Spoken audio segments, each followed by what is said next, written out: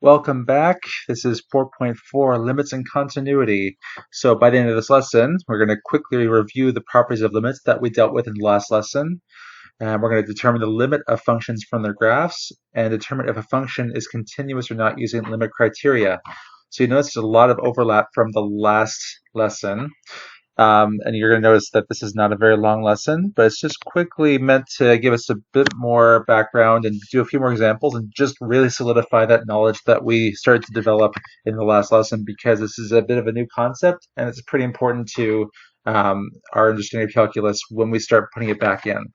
So let's quickly review from the last lesson. The first thing we talked about is how to tell if a limit exists. And there are three criteria. Number one, the limit as x approaches a from the left exists. The limit as x approaches a from the right exists. And number three, those two limits, the left-handed limit and the right-hand limit, have to be equal. So in this example here, it's approached from the left at this point, from the right to this point, and they approach the same point as well. So the limits approach the same value. So in this case, this is a point for which a limit exists. We also talked about continuity. So basically, we're looking at a graph. We know that if there's a hole or a gap, it's not continuous at a point. But using our limits definition, we said that if a function has an f of a value that's defined, if there's a point at a specific spot there, if the limit exists, if from the left and right, it's approaching a value, and if they're the same value, if those three conditions are met, then this one is continuous. So in this case, this is a continuous function. So if there's a hole or a gap, it means that it's not continuous. A continuous function is a function that is continuous at x for all values of x in the real numbers. Basically, if the curve has holes or gaps, it is discontinuous. Or we can say not continuous. So we talk about these rules up here. We're talking about continuity at a specific point on the graph. And then we're talking about, in general, a function being continuous. We're saying that every single point on the graph is continuous as well. So if there's any points that are discontinuous, then the graph can be described as being discontinuous as well. So really quickly, let's go through yesterday's example just to help us get caught up again. So we have this function, y equals x cubed minus 4x, and we're looking at the point x equals 2 is what we're looking at right now. Part A is asking about the limit as x approaches 2 from the right. Remember that we have that little plus sign right next to the 2. It's not positive 2, it's 2 to the right. So we're looking from the right of 2. Where is this approaching? So we're looking from the right, it's approaching this point. So we're going to state the y value, and that's our limit. So in this case, our y value is 0. From the left, it's approaching the same point. The left-hand limit is going to be 0. So overall, the limits, if the left-hand and right-hand limits are the same, then we know that the limit's going to exist and it's going to be 0. If they approach two different values, it wouldn't exist. But because they do, it's going to be the same value as our left-hand and right-hand limits, which is 0. And lastly, the function value, f of 2, that's easy enough. That's just going to be 0. So, therefore, the function is continuous at x equals 0. Or sorry, x equals 2.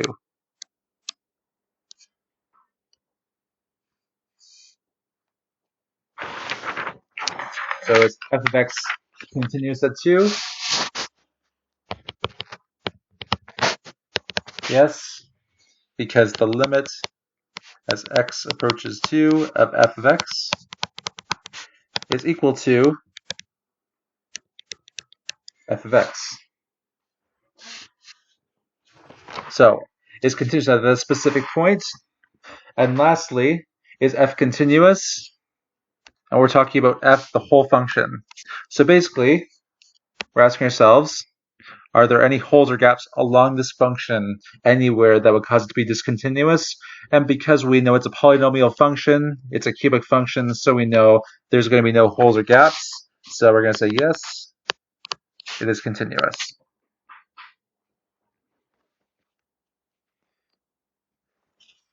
Let's take another look. Let's take a look at a different function this time. This is another function that hopefully you should know well, which is 1 over x. And this one, it's going to look a little different. So the first thing it's asking us, it's a little hard to read here, but the first one it's asking us for the limit as x approaches 0 from the left of 1 over x.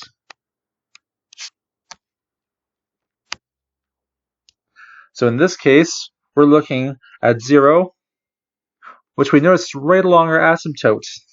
So we have this asymptote here. As x gets closer to 0, from the left, take a look at what's happening. So from the left, going down and down and down, we get closer and closer to negative infinity for y. So our y value eventually, as we get closer to 0, it's going to be negative infinity.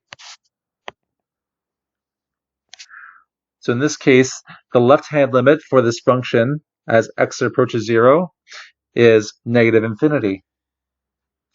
By the same token, we can do the right-handed limit, which is just examining this curve from the right. And we notice that as we get closer to 0, it approaches positive infinity.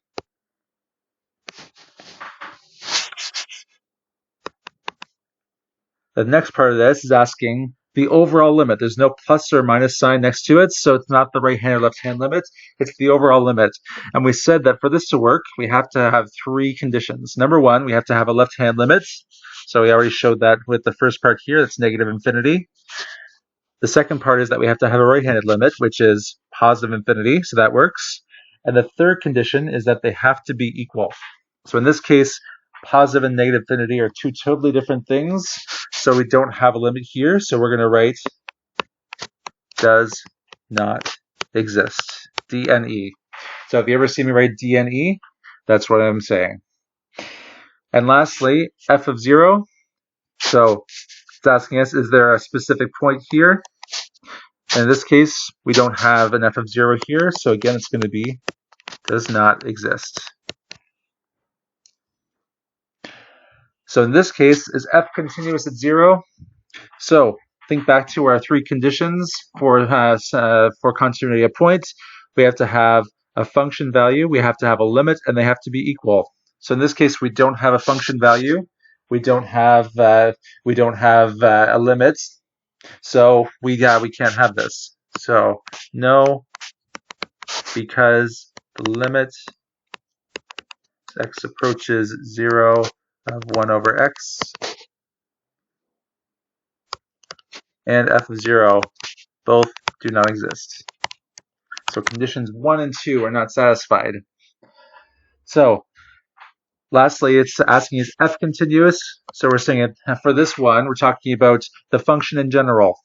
So overall, is this continuous? And we said it's an all or nothing proposition. If there's one spot on the graph that's discontinuous, then the whole graph is discontinuous.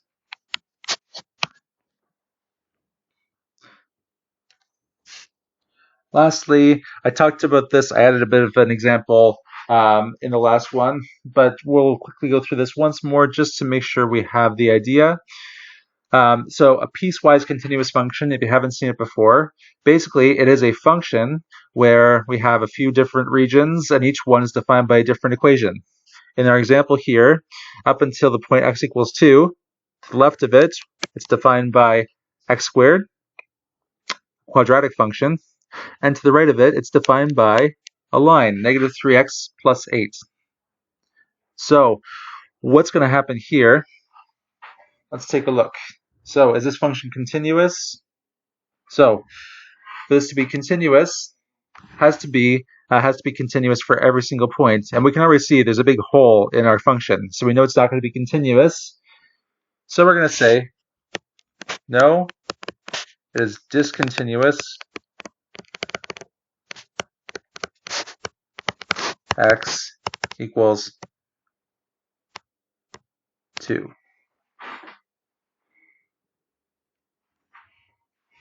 So that's pretty much it. Again, not too much to this lesson, pretty much just a rehash of the last lesson. But as we get into limits more and more, these concepts are going to be quite valuable. So make sure you're doing the practice. And then once we get to 4.6, we're going to put it all together. One more lesson with limits where we get some more algebraic methods to help us deal with limits. Thank you. Happy practicing.